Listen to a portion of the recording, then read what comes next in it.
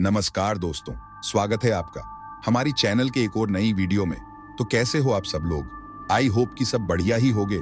आज की जो स्टोरी है वो रजत जी ने शेयर की है, तो thank you so much Rajat ji for sharing story with us. अगर आप सबको भी अपनी आप बीती शेयर करनी है तो हमारे जीमेल पे भेज सकते हो या तो इंस्टाग्राम पे डीएम कर सकते हो। डिटेल्स आपको डिस्क्रिप्शन में मिल जाएगी। आगे की स्टोरी में रजत जी के ही जुबानी बोलूंगा। तो कहानी आज से तकरीबन 4 साल पहले की है। ये घटना मेरी 12 साल की बच्ची के साथ हुई थी, जब हम गोवा में रहा करते थे। मैं अपनी जमा पूंजी बचा के गोवा में एक बंगलो खरीदता हूँ। मुझे वो बंगलो काफी सस्ते में मिल जाती है और उस बंगलो का मालिक भी काफी जल्दी में था, तो ठीक रेट में मुझे ये बंगलो मिल गई। मेरी वाइफ के साथ 2 साल पहले ही डाइवोर्स हो चुकी है, तो उस बंगलो में केवल मैं और मेरी 12 साल की बच्ची साधना ही रहने को आए। हम उस दिन दोनों बाप बेटी खूब मस्ती किए और डिनर करके सो गए। आधी रात को किचन से सारे बर्तनों के गिरने की शोर होती है। इस शोर से मेरी और साधना की आंख खुल जाती है। मैं साधना को कमरे में रुकने को बोलता हूँ और किचन रूम में जाके लाइट्स ऑन करके देखता हूँ, पर वहां कोई बर्तन नहीं गिरे थे। सब कुछ साफ सुथरा था। मैं ये देख काफी दंग रह गया। मुझे कुछ समझ नहीं आ रहा था। मैं कमरे में गया और साधना के क्या हुआ पूछने पर मैं बोल दिया कुछ नहीं, और हम सो जाते हैं। अगली रात को भी सेम किचन से बर्तनों के गिरने की आवाजें होती हैं। मैं फिर जाके देखता हूँ, फिर कुछ नहीं होता है। मैं अपने कमरे की ओर बढ़ ही रहा था कि इतने में पानी का नल चालू हो जाता है, बाथरूम का। मैं जाके नल बंद करता हूँ और फिर आके सो जाता हूँ। मेरी नींद लगी ही थी कि इतने में कमरे की डोर पे नॉकिंग होती है। मुझे लगा पक्का कोई चोर होगा, तो मैं एक डंडा हाथ में लेता हूँ और झट से डोर खोलता हूँ, पर बाहर कोई नहीं होता है। तभी मेरी ध्यान हॉल रूम की ओर जाती है, तो मैं देखता हूँ कि एक दीवार पे लिखी है कि ये घर हमारा है, जल्दी से खाली करके चले जाओ वरना मारा जाओगे दोनों। मैं ये देख वहीं जम गया। फिर मैं एक बाल्टी पानी लेके गया और उसे मिटा दिया। तो मैंने नोटिस किया ये जो लिखा हुआ था ना, वो सब खून से लिखा हुआ था। मुझे अभी भी कुछ समझ नहीं आ रहा होता है कि ये सब क्या हो रहा है मेरे साथ। फिर अगली रात भी सब सेम हुई। मैं फिर से उस दीवार पर खून से लिखी लिखावट को मिटा देता हूँ। फिर अगले दिन से मैंने नोटिस किया कि साधना कुछ बदल सी गई है। वो मुझसे ज्यादा बात नहीं कर रही थी और अपने सारे काम वो खुद ही कर रही है। साधना कभी ऐसा नहीं करती थी। मेरे पूछने पर वो बोलती है कि अब वो बड़ी हो गई है, बस इतना ही बोल के सोने चली जाती है। आधी रात हुई होगी, मैं सो रहा होता हूँ। अचानक से मेरे चेहरे पे कुछ गीला गीला गिरता है। मैं अपने चेहरे पे छू के देखा तो पानी था कुछ। मैंने बेड के साइड में रखी लैंप लाइट ऑन किया तो देखता हूँ कि साधना एक चाकू लेके बैठी है और मेरे लैंप लाइट ऑन करते ही अब वो मेरे छाती पर चढ़ के बैठ जाती है।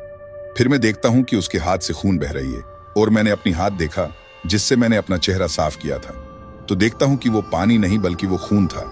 मुझे ऐसे डर से कंपाते देख साधना बड़ी जोर जोर से हंसती है और बोलती है कि ये हमारा घर है, इसे जल्दी छोड़ के चले जाओ वरना मारा जाओगे। ये तो बस नमूना था, अगली बार खून की जगह तेरी बेटी का सिर्फ सर होगा। ऐसा लग रहा था मानो जैसे साधना के अंदर से 2 मर्द बोल रहे हो। फिर साधना बेहोश हो जाती है। मैं तुरंत साधना को लेकर हॉस्पिटल लेकर चले जाता हूँ और साधना को कुछ दिन के लिए हॉस्पिटलिटी में रखा जाता है। मुझे ऐसे परेशान देख वहां की एक नर्स पूछती है कि आखिर हुआ क्या है साधना को। आखिर एक 12 साल की बच्ची भला अपना हाथ क्यों काटेगी। तब मैं बोला कि मैं उस बंगलो में रहता हूँ और आगे बोल ही रहा था कि वो नर्स मुझे बोलती है कि तुम्हें कोई और जगह नहीं मिली रहने को। वो बंगलो एक भूतिया बंगलो है। आज तक जो भी उस बंगलो में रहने आया है वो 1-2 दिन से ज्यादा टिक नहीं पाया है। जितनी जल्द हो सके वो बंगलो खाली करके चला गया है, इसलिए उस बंगलो की रेट बहुत कम है। ऐसा कहते हैं कि आज से लगभग 17 साल पहले वहां 3 भाई और एक पिता रहा करते थे। उस पिता के अकाल मौत हो जाने से तीनों भाइयों में उस बंगलो के बंटवारे को लेकर खूब लड़ाई झगड़े हुआ करते थे।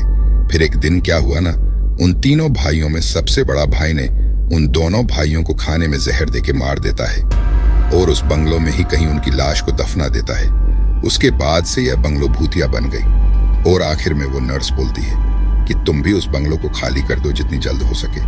उस नर्स की बात सुन के मैं वहीं दंग रह गया। मैंने पाई जोड़ के वो बंगलो खरीदी थी, तो मेरा मन नहीं था उस बंगलो को ऐसे छोड़ के जाने का। तो मैं नर्स से इसका कोई इलाज के बारे में पूछता हूँ। तब वो मुझे एक सिद्ध तांत्रिक के बारे में बताती है जो कि एक शमशान घाट पे रहते हैं। मैं नर्स को साधना का देखभाल रखने को बोल के मैं निकल पड़ता हूँ उस शमशान घाट की ओर। मैं शाम तक उस तांत्रिक से मिलके उसे घर बुला के लाता हूँ। वो घर में घुसते ही बोलते हैं कि इधर 2 शक्तिशाली आत्माएं हैं। मैं बाबा से रिक्वेस्ट करता हूँ। फिर वो अपनी तांत्रिक विद्या का जाप करना शुरू करते हैं और बंगलों के बीचों बीच एक अग्नि कुंड बना के अपनी पूजा शुरू करते हैं। फिर अचानक से मैं देखता हूँ कि कमरे के अंदर से साधना चलते हुए आई। मैं ये देख काफी शॉक्ड हो गया, क्योंकि साधना को तो हॉस्पिटल होना चाहिए। मैं तुरंत उस नर्स को फोन मिलाता हूँ। तब वो नर्स सामने से बोलती है कि साधना अपने बेड से गायब है। तभी वो तांत्रिक बोलते हैं कि वो दोनों भाई की आत्मा इस बच्ची पर हावी है। फिर तांत्रिक बाबा कुछ मंत्र बोलकर एक गोला बनाते हैं। साधना उस गोले पर चुपचाप आके बैठ जाती है। फिर वो तांत्रिक जैसे जैसे मंत्रों के उच्चारण करते गए, साधना उतने ही जोर जोर से हंस रही होती है जैसे साधना पर कोई फर्क ही नहीं पड़ रही। फिर साधना बोलती है, ये सबसे हमारा कुछ नहीं होने वाला है। तुम लोग का आज आखिरी रात है, इस बंगलों को छोड़ के चले जाओ। तांत्रिक लगातार मंत्रों का उच्चारण किए जा रहे थे, जिसकी वजह से अब साधना को गुस्सा आने लगी थी। अचानक से किचन रूम से एक चाकू उड़ते हुए आई और तांत्रिक के सीने में जाके लगी। तांत्रिक को सावधान होने का मौका तक नहीं मिली। तांत्रिक जगह पर ही मर गया। ये देख साधना बड़ी जोर जोर से हंसती है। मैं ये मंजर देख पूरा डर से कांप रहा होता हूँ। मैं अपने जगह से हिल भी नहीं पा रहा होता हूँ।